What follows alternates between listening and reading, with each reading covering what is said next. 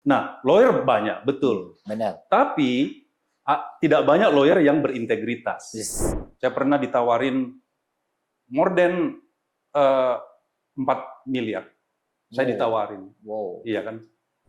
Jadi makanya saya bilang, sukses itu bukan dari hasil pendidikan belaka atau harta, tidak. Sukses itu adalah nilai kehidupan. Nilai spiritualitas dalam kehidupan kita.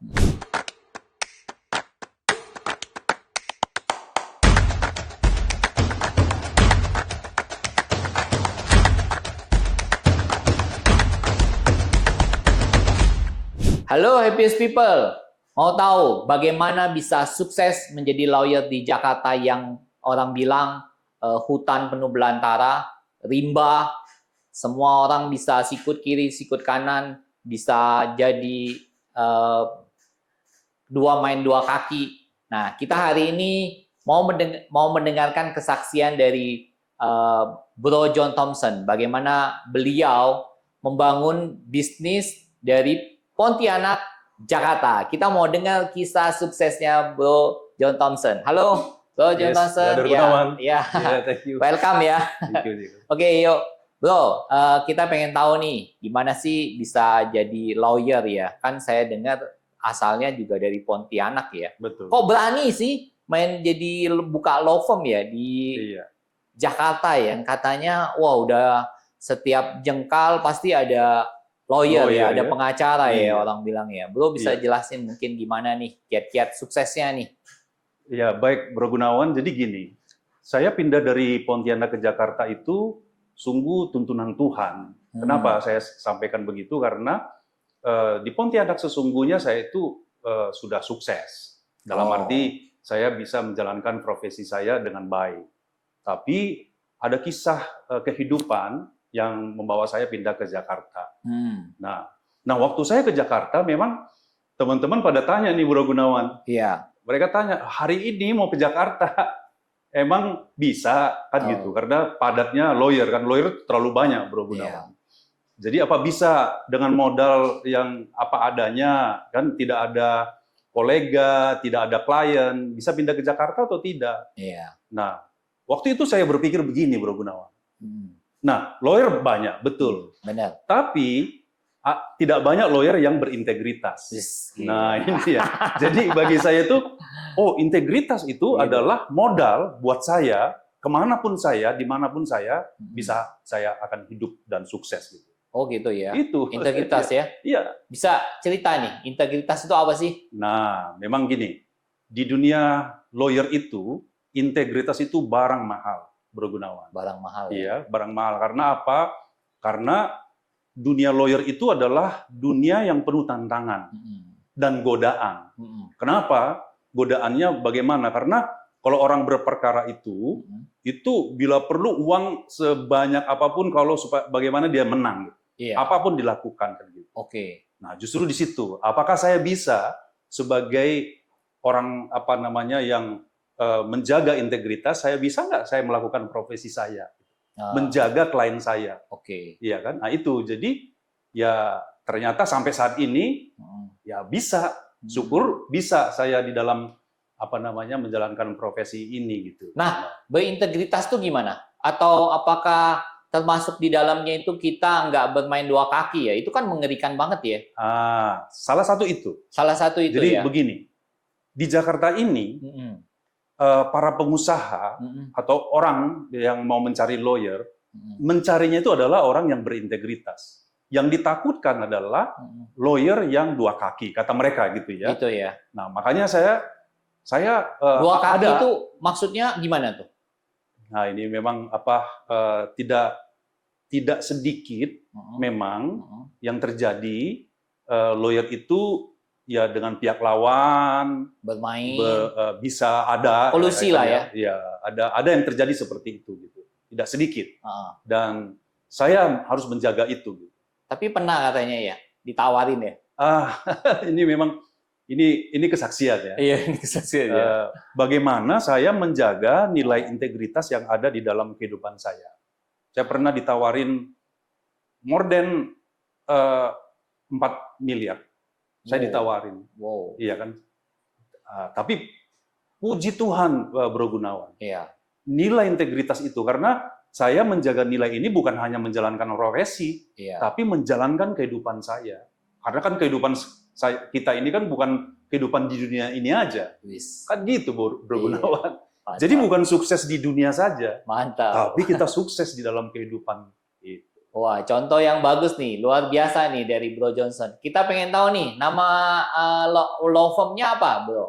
Wah, ini promosi nih. Iya, sekalian promosi nih. Iya. Kan kapan-kapan kita bisa dapat lawyer yang Iya. berintegritas ya. Ini aku rasa produk yang sangat-sangat jarang ya, Happiest People.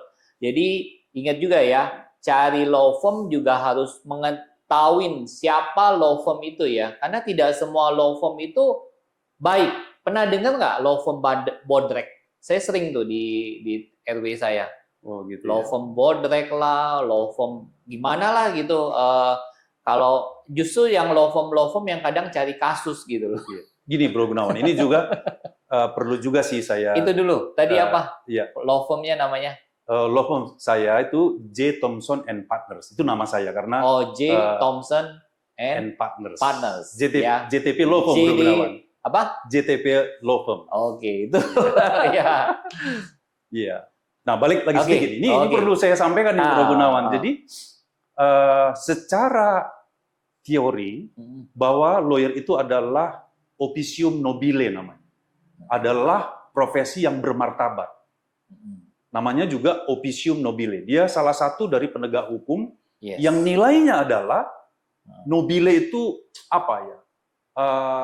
Apa istilahnya itu menjaga harkat martabat. Yes. Nah, makanya saya bilang dalam profesi saya ini sebenarnya nilai yang paling ini adalah integritas dan kejujuran. Seperti itu, Bro Gunawan. Nah, makanya kalaupun ada lawyer bodrek apa saya justru baru dengar nih sekarang ya lawyer bodrek, itu kan kembali kepada orangnya kan. Iya. Sebenarnya bukan profesinya. Bukan profesi. Nah, inilah saya juga mempunyai misi, profesi saya ini benar-benar officium nobile. Nah, saya mau menjaganya juga, bukan diri saya sendiri aja, tapi memang profesi ini kan menolong orang. Iya. Saya juga kan nangani perkara-perkara yang pro bono seperti itu. Contohnya apa nih pro bononya nih? Kasus apa nih biasanya? Wah, saya pernah nangani perkara yang apa namanya kekerasan rumah tangga. Saya pernah nangani perkara anak di bawah umur, ya kan? Saya pernah menangani perkara pembunuhan juga pernah, Bro Gunawan, oh, ya? Kan? Orang yang ada juga apa namanya banyak yang tidak mampu gitu seperti itu, perceraian. Saya menangani malah saya kalau ada perkara-perkara diceraikan, saya tuh rindu sekali untuk menangani perkara itu supaya tidak jadi cerai gitu loh Bro Gunawan. Nah, karena apa? Karena perceraian itu mengerikan gitu. Makanya saya setiap kali mendengar ada teman-teman referensi yang tidak mampu, dia diceraikan, baik istrinya, baik suaminya, saya mau bersedia untuk nangani. Gitu. Luar biasa banget Happiest People. Nah, kita sebelum lanjut jangan lupa subscribe ya. Nah, Happiest People, saya mau info sedikit ya. Kita sebaiknya memang punya lawyer ya. Kita sekarang zaman begitu semua hukum berjalan ya. Jadi penting banget kita sebenarnya punya lawyer ya. Kalau kita berhubungan dengan hukum. Karena gini, kalau kita nggak punya lawyer, apalagi lawyer yang berintegritas, ya hukuman kamu yang mungkin sebenarnya di dalam kitab undang pidana itu mungkin sebenarnya hanya 5 tahun, bisa jadi 10 tahun kalau kamu dapat lawyernya yang nggak bagus. Bahkan kalau mungkin sebenarnya hukumannya mungkin sebenarnya cuma 1M, bisa jadi 5M. Jadi dunia perhukuman, istilahnya pidana perdata, sebagai orang yang berpendidikan ataupun kita mungkin kurang, kita harus zaman sekarang tuh harus mengerti gitu loh. Harus tahu hukum gitu loh. Jangan kita kayak tidak mau tahu soal hukum lah gitu loh. Kayaknya ribet, riuh gitu loh. Nah, kita punya Bro John Thompson, lawyer yang mungkin saya bilang tadi jarang, yang punya integritas, yang punya kejujuran. Boleh nih tadi udah disebutin law firm-nya. Kalau misalnya ada kasus, boleh cari Bro John Thompson ini. Iya. Lanjut, Bro. Iya, jadi memang betul Bro Gunawan. Jadi saat-saat ini apalagi di zaman sekarang, lawyer itu dibutuhkan. Bahkan negara itu pun peduli. Kepada orang-orang yang tidak mampu, negara itu menyiapkan namanya lembaga bantuan hukum, kan gitu. Dan undang-undang mewajibkan lawyer itu menangani perkara yang pro bono. Pro bono, mewajibkan. Wajib Pak. Wajib ya gitu. Jadi banyak dari teman-teman banyak juga yang teman-teman yang berintegritas banyak loh Bro Gunawan, jangan salah Banyak loh. ya. Sekarang ini karena Banyak ya. iya gara-gara melihat nilai kehidupan sih, kalau boleh saya ngomong gitu. Melihat nilai kehidupan. Iya, karena apa sih yang kita bisa gunakan dengan uang banyak, dengan kehidupan malam misalnya, atau kemewahan hidup, apa yang bisa kita tambahkan kehidupan kita? Iya kan? Pernah nggak dengar lawyer yang bilang dia udah punya segala-galanya, tapi dia tidak menemukan damai. Oh iya. Benar. Seperti itu. Oh gitu ya. Iya. Karena apa? Tantangannya gini, Bro Gunawan. Uang bergelimang uang. Kalau mau melakukan dengan cara-cara yang tadi Bro Gunawan bilang, dua kaki yang faktanya memang cukup banyak. Kan gitu ya. Tapi apakah hidupnya bahagia? Nah ini kan udah ada buktinya. Iya, sudah ada bukti. Nah, itu ya, buat informasi nih Happiest People. Menurut survei, penghasilan dari pekerjaan yang paling tinggi itu lawyer loh. Jadi yang di bidang hukum, gaji tertinggi, ya, yang bikin cepat kaya, itu pekerjaan lawyer. Ini biar tahu ya, ini hasil survei loh. Hampir di Amerika maupun di Indonesia juga sama.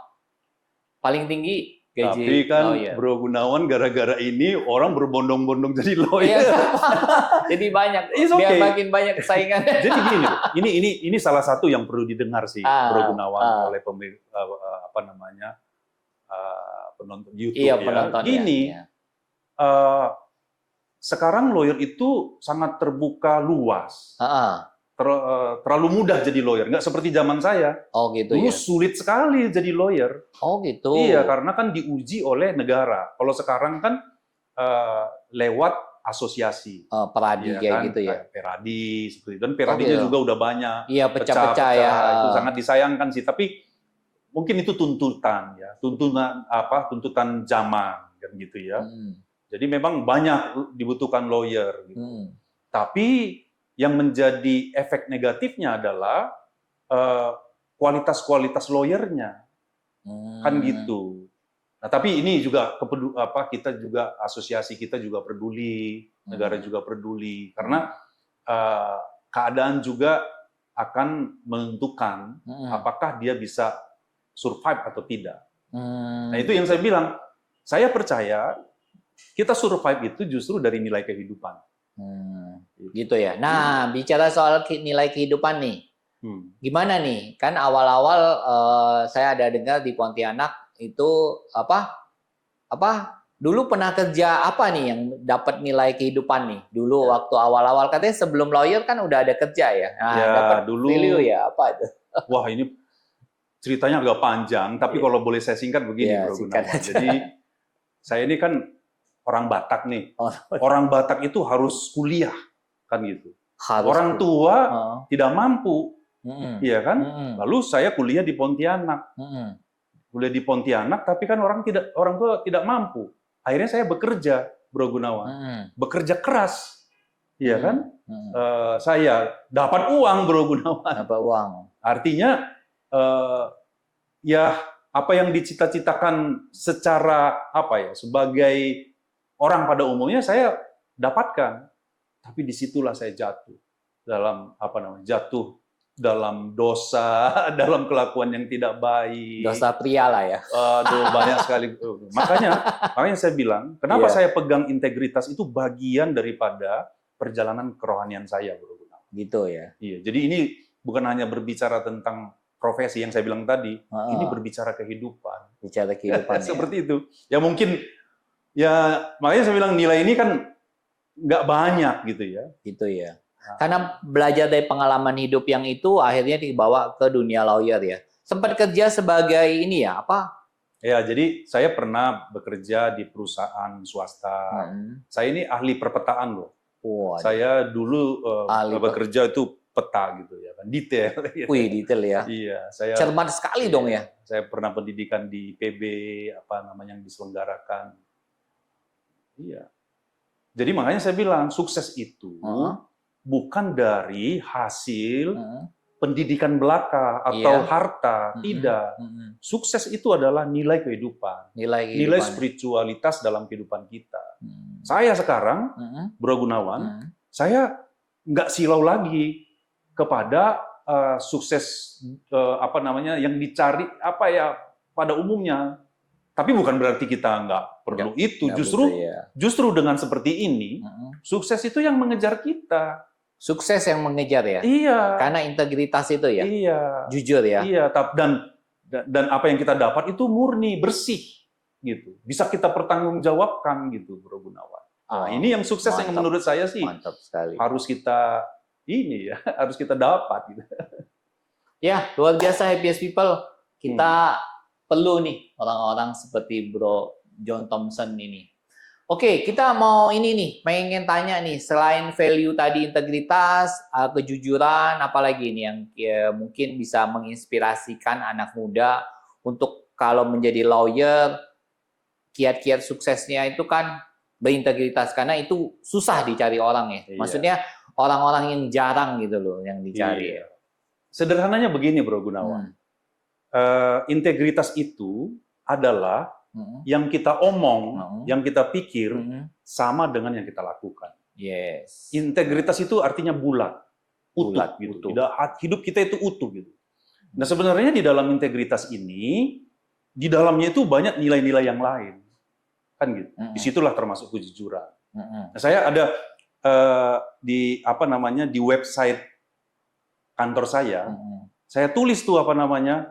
Saya dapat satu statement. Statement ini bisa saya bacakan nggak? Iya, boleh. Ini bagus banget. Boleh. Karena ini yang apa ya? Yang menginspirasi saya sampai saat ini. Dan itu saya pegang. Oke. Saya bacakan gini. Oke. Siap. Gini ya. Dia katakan begini. But judgment shall return unto righteousness, and all the upright in heart shall follow it. Artinya begini. Hukum akan kembali kepada keadilan, dalam kurung kebenaran, dan akan diikuti oleh semua orang yang tulus, orang yang murni, dan orang yang jujur. Nah, maksudnya begini, ini kan barang langka. Kejujuran, ketulusan, kemurnian, integritas yang menjadi apa namanya bagian utuhnya, itu kan jarang. Justru disinilah kesempatan untuk kita sukses itu di situ. Suksesnya yang murni, sukses yang apa ya? Kalau boleh saya bilang itu bahagia, gitu. Iya kan? Ada kan sukses yang membuat tidak bahagia. Iya, gitu ya. iya. Nah, jadi nilai ini yang saya tulis di kartu nama saya aja saya tulis. Ini saya punya kisah nih, Bro Gunawan. Ini makanya luar biasa. Saya kan pernah mengajukan visa ke Amerika. Ya di berapa tahun 10 tahun yang lalu ngurus visa ke Amerika itu susah banget. Kata orang itu seperti masuk surga atau tidak masuk surga. Sampai begitu loh. Nah, saya ingat kisah ini loh. Kisah kartu nama saya tulis yang statement itu. Saya sekali ditolak, 2 kali ditolak. Lalu saya bertanya, karena saya kan ke Amerika itu mau pelayanan. Saya mau membagikan nilai-nilai spiritual. Ya kan? Lalu saya doa, Tuhan ini gimana gitu ya. Langsung pada saat itu ada kesan, kamu persiapkan lagi, ajukan lagi, dan persiapkan kartu namamu. Nah, ada suara begitu, Bro Gunawan. Saya mau cerita nih tentang kesaksian yang kayak apa ya, kayak biasa-biasa, tapi ini justru menurut saya luar biasa. Nah, oke, saya ajukan kembali, kartu nama saya masukkan ke map saya, kan gitu. Ajukan, kan gitu ya. Wawancara seperti itu. Wawancara, Dia tanya, ini kamu, loh kamu kan udah Ketiga mengajukan kali. ketiga kali. Iya. Apa alasan kamu gitu? Lah, saya susah menjawab. Lah, langsung dia bilang, boleh saya lihat kartu namanya? Bayangkan, ada nggak wawancara visa menanya kartu nama?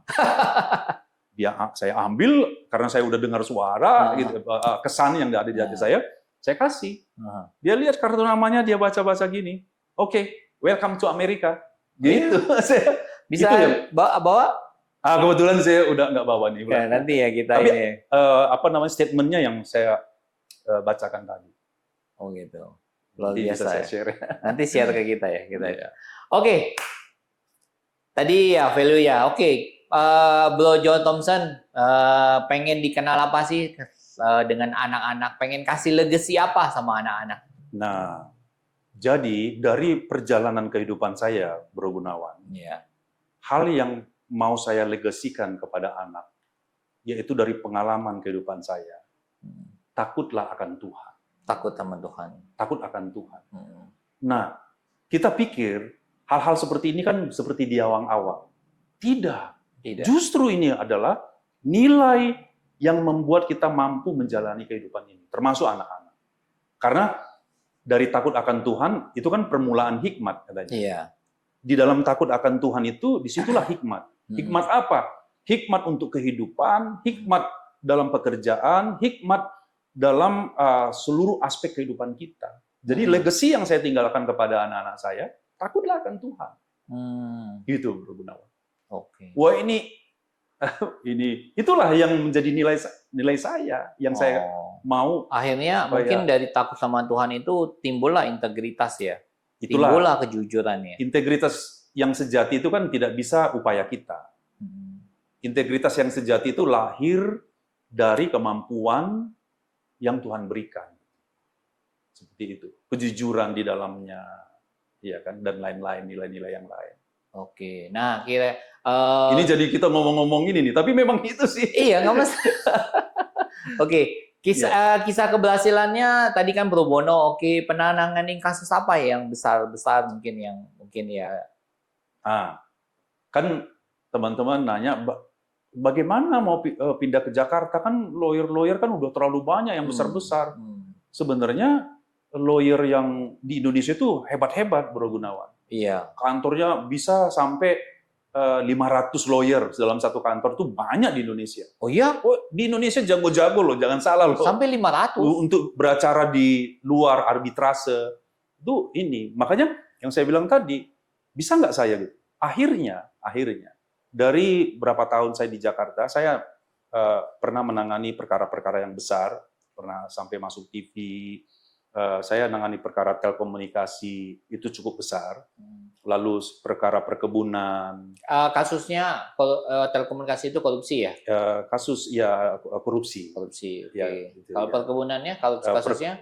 Perkebunan itu sengketa-sengketa lahan. Gitu. Lahan. Jadi ya? saya juga pernah menangani kasus perbankan. Perbankan gitu, kasus apa ya? Kasus perbankan itu ya kasus antara nasabah. Itu cukup besar. Cukup besar. Ya, bersama teman-teman tim seperti itu. Oke, nah mungkin pertanyaan terakhir nih, apa sih suka dukanya jadi lawyer? Pengen tahu nih, biar yang mau jadi lawyer nanti tahu nih, kira-kira, aduh gua nih kayak gini bisa nggak ya, sanggup nggak ya gitu. Jangan-jangan banyak suka terus ini. Tantangan sih kalau boleh saya bilang. Ya, mungkin tantangannya. Lawyer itu balik lagi ya. Ini tidak teoritik sih kalau menurut saya. Tantangannya justru adalah di godaan. Oh, godaan justru. Di godaan. Karena apa? Di depan mata, Bro Gunawan. Oh, gitu ya. Tinggal ya atau tidak. Iya kan? Bisa urus atau tidak gitu. Nah, itu tantangannya di situ. Berat banget sih. Tapi ya kalau yang saya bilang, kalau bukan Tuhan ya mungkin saya juga bisa jatuh. Gitu ya. Tapi menjaga kehidupan ini supaya terus di dalam integritas yang utuh, penuh, butuh Tuhan sih. Mantap banget. Happiest people. Integritas dari Bro John Thompson nih. Kita bisa belajar sebagai orang-orang untuk kita bisa hidup bahagia pun salah satunya kita harus berintegritas. Yes, tepat. Nah, saya pikir dari cerita-cerita sharing Bro John Thompson ini, boleh one day kalau ada masalah bisa ke Bro John Thompson ya, karena bisa tanya-tanya kan, bisa konsultasi dulu. Tidak semua harus closing atau harus kasusnya di ini, bisa tanya John Thompson, karena juga Bro John Thompson juga memberi pro bono ya, gratis ya untuk konsultasi ya. Saya pikir kita sangat beruntung sekali hari ini sharing dari Bro John Thompson, sangat luar biasa sekali. Happiest People, buat ini channel ini biar lebih sukses lagi dan lebih berkembang. Jangan lupa untuk subscribe, jangan lupa juga untuk aktifkan notifikasi biar kita lebih, biar saya lah lebih semangat lagi dengan tim buat untuk kita mewawancara teman-teman kita yang lain.